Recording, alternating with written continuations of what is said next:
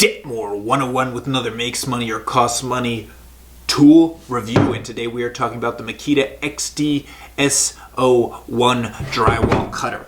And this is a pretty unique tool. I believe it's one of the only tools of its type on the market, and all it is a tool purpose built for cutting through drywall, and it has this nice shroud which collects the dust, and you can connect this to maybe a Makita vacuum, but this stupid outlet is not the size of any vacuum I own, so that's always a little bit annoying. You kind of have to hold the Festool vacuum there in an awkward way, and it never quite works. But aside from that, it's a great little tool when you need it. And here's the caveat, right? If you break this stupid blade, where are you going to find this blade? Because it's one blade made for one very specific tool. It's not something you can run to your local hardware store and pick up. So if you break it, you're pretty much shit out of luck.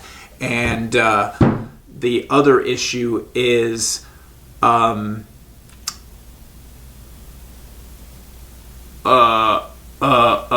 gotta have the other issue is the blade is pretty fragile. I just realized mine's bent. Fell out of something. But it's a pretty cool tool. So I would say if you're a general contractor, it may not make you money if you're not working in a lot of finished spaces, but if you're a handyman who does a lot of like repair work, it's gonna make you a lot of money because it makes a great little clean cut with minimal dust. I mean, I would say it catches 90-something% of the dust that you would create. And the beautiful thing about it is if you have wires or pipes that are within millimeters of the drywall, it's really set up to cut just through. You could set it so just the paper is left. So it's very good for that if you're worried about using a keyhole saw or a multi-tool and potentially cutting through a wire. This is really the best application for that. So if you regularly, I would say 12 times a year, cut through drywall, this is going to make you money.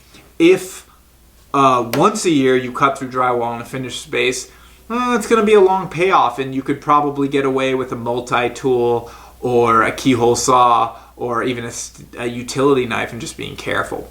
So it's a maybe makes money type of tool. For me, it's probably paid for itself, but only just barely, because I typically I'm gutting a whole space, so controlling dust isn't that big of a deal. But when I need it, boy, is it handy, and it's good to have. Very cool, specific tool. Money maker, kinda. Definitely kinda.